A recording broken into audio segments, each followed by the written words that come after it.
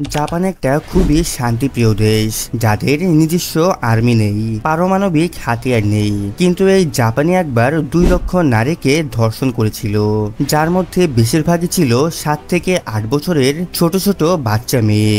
শরীরের বিভিন্ন অঙ্গ কেটে দেওয়া থেকে শুরু করে তাদের জীবন্ত কবর দেওয়ার নৃশংসতার কোনো কিছুই বাদ রাখেননি তারা। তবে জানলে অবাক হবেন, আজ পর্যন্ত এই কাজের জন্য তারা কখনো ক্ষমা চায়নি। আজ যে সভ্য জাপানকে আমরা দেখি, যারা আজ বিশ্বের সব থেকে উন্নত দেশগুলোর মধ্যে একটি, তারাই যে অতীতে কতটা নৃশংস এবং বর্বর ছিল তা আজকের এই ভিডিওটা দেখলে আপনি জানতে পারবেন। আজকের ভিডিও টপিক কমফোর্ট ওমেন, অর্থাৎ এমন এক মহিলা যাকে ব্যবহার করা হয় শুধুমাত্র শারীরিক চাহিদা মেটানোর জন্য। কেন জাপানি সৈন্যরা 2 লাখ নারীকে ধর্ষণ করেছিল, কি কি অত্যাচার করা হতো ওই কমফোর্ট ওমেনদের সাথে, এই বিষয়ে বিস্তারিত জানতে ভিডিওটি অবশ্যই শেষ পর্যন্ত দেখুন। 1900 শতাব্দী পর্যন্ত জাপান সারা দুনিয়া থেকে নিজেদেরকে বিচ্ছিন্ন করে রেখেছিল। তারা খুবই সাধারণভাবে জীবনযাপন করত, কিন্তু 1888 সালে জাপানের সংবিধানে অনেকে পরিবর্তন আসে। সে সময় জাপানে ছিল রাজার শাসন। তারা 1888 সালে নিজেদের একটি শক্তিশালী সেনা তৈরি করে, যার নাম ছিল ইম্পেরিয়াল আর্মি অফ জাপান। এই সময়ে ইউরোপের বিভিন্ন দেশ অন্য অন্য দেশের উপর আক্রমণ করে তা নিজেদের দখলে করে নিচ্ছিল। জাপান ভয় পাচ্ছিল এইসব দেশগুলো জাপানকে না দখল করে নেয়। এই ভয়ে জাপানিরা নিজেদের সাম্রাজ্য বিস্তার করতে শুরু করে। 1910 সালে জাপান কোরিয়ার উপর আক্রমণ করে আর তা দখল করে নেয়। আর এখান থেকেই জাপানদের নৃশংসতা এবং বর্বরতা শুরু হয়। কোনো দেশের সাথে যুদ্ধ হলে যুদ্ধে হেরে যাওয়া সৈনিকদের বন্দী করার নিয়ম প্রাচীনকাল থেকে চলে আসছে, কিন্তু জাপানি সেনারা যুদ্ধে হেরে যাওয়া সৈনিকদের সাথে সাথে মেরে ফেলতো। তারা কোরিয়া দখল করার পর এখানে গ্রামে থাকা সাধারণ মানুষের উপরে অত্যাচার শুরু করে। বিশেষ করে মহিলাদের উপর তাদের মেন টার্গেট থাকতো। মহিলাদের তারা নিজেদের মনোরঞ্জনের বস্তু মনে করত। এক একটি গ্রামে জাপানি সেনারা যেত, সেখানকার মহিলাদের প্রকাশ্য ধর্ষণ করত, তাদের বিভিন্ন অঙ্গ প্রত্যঙ্গ কেটে দিত এবং জ্বালিয়ে দিত। কিন্তু এভাবে প্রতি গ্রামে গিয়ে মহিলাদের সাথে অত্যাচার করতে তাদের সমস্যা হতো। এই কারণে তারা দখল করা দেশের বিভিন্ন জায়গায় ছোট ছোট ক্যাম্পে বা কুঠি বানাতে শুরু করে, যেখানে তারা গ্রাম থেকে শহর থেকে মেয়েদের ধরে নিয়ে আসতো আর এই কুঠিতে বন্দি করে রাখতো। 1910 সাল থেকে জাপানি সেনারা এরকম কমফোর্ট ওমেনদের কুঠি বানাতে শুরু করে, আর এই কুঠিগুলোকে তারা বলতো কমফোর্ট ওমেন। এইগুলোর ভেতরে কি কি হতো তা একটু পরেই আপনারা জানতে পারবেন। 1937 সালে জাপান আরো শক্তিশালী হয়। ততদিনে জাপান সাউথ এশিয়ার বিভিন্ন দেশে আক্রমণ করছিল আর সেগুলোকে জাপানিজ এম্পায়ারের মধ্যে নিয়ে আসে। এই দেশগুলো ছিল চীন, Philippine, Indonesia, Malaysia, Thailand, Burma, East New Guinea, Hong Kong, Macau এবং ফ্রেঞ্চ ইন্দো চায়না।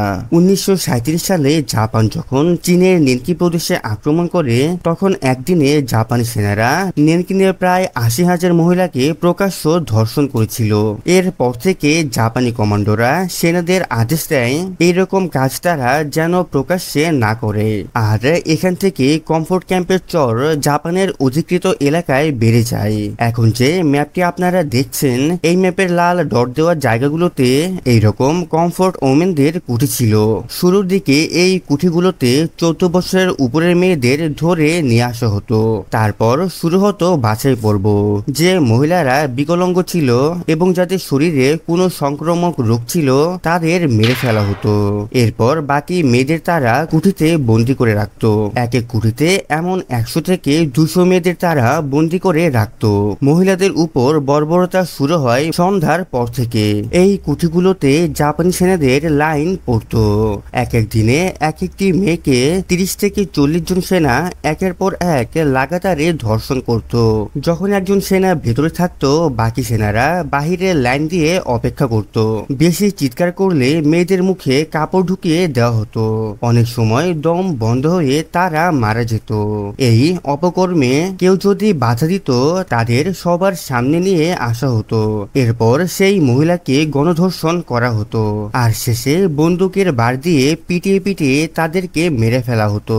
তারা এই বন্দি মেয়েদের এতটাই নিচোখে দেখতো এদেরকে মারার জন্য গুলি খরচ করা হোক সেটা চাইতো না। প্রতিবাদ করা মেয়েদের সবার সামনে মেরে ফেলা হতো যাতে বাকিরা তাকে দেখে ভয় পায় আর ভবিষ্যতে কোনো রকম প্রতিবাদ না করে। এই কুঠিগুলোতে বন্দি মেয়েদের ঠিকঠাক ভাবে খাবারও দেওয়া হতো না। কেউ অর্ধেক খেয়ে আবার কেউ না খেয়ে জাপানি সেনাদের অত্যাচার সহ্য করত।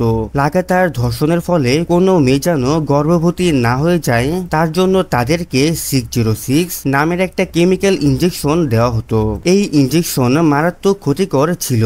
লাগাতার ইনজেকশনের প্রভাবে তারা স্থায়ীভাবে গর্ভবতী হওয়ার ক্ষমতা হারাতো।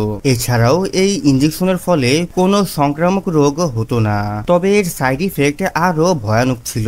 606 ইনজেকশনে মেয়েদের শরীরে প্রচন্ড ব্যথা শুরু হতো, মাথা ব্যথা এবং পেট ব্যথা হতো, খিদে বেড়ে যেত। এছাড়াও শরীরে ইন্টারনাল ব্লিডিং শুরু হতো, এমনকি কিডনি লিভার ড্যামেজ হয়ে যেত। কিন্তু তাতে উপায় কি? তাদের চেপে ধরে সেই ইনজেকশন দেওয়া হতো।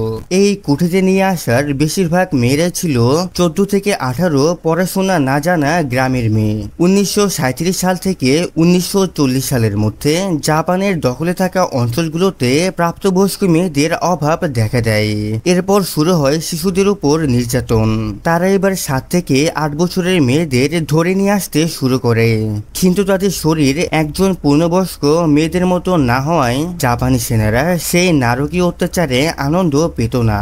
তখন শুরু হয় এই শিশুদের শরীরে একে বিশেষ ধরনের কেমিক্যাল ইনজেকশন দেওয়া। এই ইনজেকশনে শিশুদের শরীর বিভিন্ন অংশ ফুলে যেত যাতে তারা পূর্ণবয়স্ক মেয়েদের মতো হয়ে যেত। আর তারপর থেকে শুরু হয় অত্যাচার। ক্যাম্পের সব মেয়েদের প্রতি সপ্তাহে মেডিকেল চেক আপ করানো হতো, তাদের কোনো সংক্রামক ব্যাধি আছে কিনা তা দেখার জন্য। জানলে হয়তো আপনার চোখে জল চলে আসবে। এখানে যে ডাক্তাররা মেয়েদেরকে মেডিকেল চেক আপ করতো তারা ওই মেয়েদের ধর্ষণ করত, আর যে মেয়েদের শরীরে কোনো রোগ থাকতো তাকে সাথে সাথেই মেরে ফেলা হতো। আমি আমার এই ছোট্ট প্রতিবেদনে এই মেয়েদের নরক যন্ত্রণার কথা বলতে পারবো না। একজন কোরিয়ান মহিলা কিম হাং সুন, যিনি জাপানের কমফোর্ট ক্যাম্পে ছিলেন, তিনি 1991 সালের একটি ইন্টারভিউতে বলেন, আমি প্রতিদিন ঈশ্বরের কাছে প্রার্থনা করতাম, হে ঈশ্বর, আজ যেন সূর্য অস্ত না যায়, কারণ সূর্য অস্ত গেলে জাপানি সেনারা তাদের হিংস্রতা শুরু করত। আজও বহু মহিলা যারা এই ক্যাম্পের বর্বরতার শিকার হয়েছিল তারা বেঁচে আছেন, কিন্তু এত বছর পার হয়ে গেলেও সেই বিভৎসতার কথা মনে পড়লে তারা ভয় পেয়ে যান। আজও তারা মানসিকভাবে ভেঙে পড়েন। একটা অনুমান করে বলা হয় এই কমফোর্ট ক্যাম্পে 2 থেকে 4 লক্ষ মহিলার উপর অত্যাচার করা হয়েছিল। একজন চাইনিজ মহিলা যার বয়স 90 এর উপরে, তাকেও 1944 সালেও এই কমফোর্ট ক্যাম্প থেকে মুক্ত করা হয়েছিল। তিনি একটি ইন্টারভিউতে বলেন, আমাকে যখন ক্যাম্পে নিয়ে যাওয়া হয় তখন আমার বয়স ছিল মাত্র 8 বছর। একদিন হঠাৎই আমাদের গ্রামে জাপানি সেনারা আক্রমণ করে। তারা আমার সামনে আমার পরিবারের 3 সদস্যকে হত্যা করে আর আমাকে নিয়ে যায়। তখন আমি ছোট ছিলাম, কিছুই জানতাম না। তারা আমাকে একটি ঘরে বন্দি করে দেয় আর প্রচুর মারধর করে, সাথে প্রতিদিন আমাকে ধর্ষণ করত। এক এক দিনে 30 থেকে 40 জন। এই কথা বলতে বলতে সেই মহিলার চোখে জল চলে আসে। আর এক মহিলা জানান, আমাকে যখন জাপানি সেনারা ধরে নিয়ে যায় তখন আমার বয়স ছিল 25 বছর। আমি জানতাম না আমাকে কোথায় নিয়ে যাচ্ছে। এরপর সেনারা আমাকে একটি ট্রেনে তুলে দেয় যেটা জাপানি সেনাদের ছিল, আর ওই ট্রেনে তারা প্রতিদিন আমার উপরে অত্যাচার করত। এই মহিলাদের ধর্ষণ করত, শুধু তাই নয়, জাপানি সেনারা তাদের বিভিন্ন অঙ্গ কেটে সিগারেটে ছ্যাঁকা দিত, জীবন্ত কবর দিয়ে দিত, নিজেদের মূত্র পান করানোর মতো বহু অমানবিক কাজ করত। 1937 সাল থেকে 1945 সাল পর্যন্ত কোরিয়ায় যে পরিমাণ মহিলার সংখ্যা ছিল তার 4 ভাগের 1 ভাগ দ্বিতীয় বিশ্বযুদ্ধে ওই কয়েক বছরের মধ্যে জাপানি সেনাদের হাতে মারা যায়। বিশ্বযুদ্ধের শেষের দিকে যখন জাপান হারের মুখে ছিল তখন এই কুঠিতে থাকা মেয়েদের বাধ্য করা হয় আত্মহত্যা করার জন্য, যাতে তাদের এই কুকীর্তির প্রমাণ না থাকে। একটিবার ভাবুন, যুদ্ধ হচ্ছে 2 দেশের মধ্যে, তারা যুদ্ধে যায়নি, যুদ্ধে কারো সাহায্য করেননি, কিন্তু তারা যে যন্ত্রণা সহ্য করেছিল তা কতটা বিভৎস, যা হয়তো যুদ্ধেও ছিল না। 1945 সালে জাপানি সেনারা যুদ্ধে হেরে গেলে এই সমস্ত কুঠির কথা কথা সারা বিশ্বের সামনে চলে আসে। কিন্তু জানলে আশ্চর্য হবেন, এই জীবিত মহিলারা যখন জাপানের সেনাদের দ্বারা নৃশংস অত্যাচারের জন্য জাপানের সরকারকে ক্ষমা চাইতে বলে, তারা ক্ষমা চাওয়া দূরের কথা, বরং কমফোর্ট ক্যাম্প নামে যে কিছু ছিল তা অস্বীকার করে। জাপানি সরকার জানায় যে কমফোর্ট ক্যাম্প নামে কোনো কিছুর অস্তিত্ব ছিল না, এগুলো তাদের বদনাম করার জন্য মিথ্যা কথা ছড়ানো হচ্ছে। এমনকি জাপানের প্রাক্তন প্রধানমন্ত্রী শিনজো আবে তিনি বলেছিলেন মহিলারা নিজেদের ইচ্ছায় কমফোর্ট ক্যাম্পগুলোয় গিয়েছিল, যদিও এই বক্তব্যের জন্য তিনি পরবর্তীতে ক্ষমা চেয়েছিলেন। আর এসব কারণের জন্য আজও জাপানে আলোচনা হয়। 1992 সালের 8 জানুয়ারি কোরিয়ার সব জীবিত কমফোর্ট মহিলারা একটি বড় আন্দোলন শুরু করে এবং তারা আদালতে একটি পিটিশনও দেন।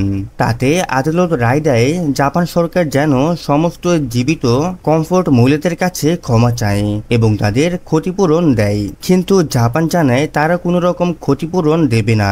আর 1965 সালে কোরিয়ার সরকারের সাথে এই বিষয়ে একটি সন্ধি করে সমাধান করে নেয়। কিন্তু ইতিহাস কাউকে ক্ষমা করে না। হয়তো যে নারকীয় অত্যাচার জাপান শুরু করেছিল তার পরিণামে ছিল আমেরিকার পারমাণবিক বোমা হামলা, যা কেড়ে নিয়েছিল জাপানের 2 লক্ষ মানুষের জীবন।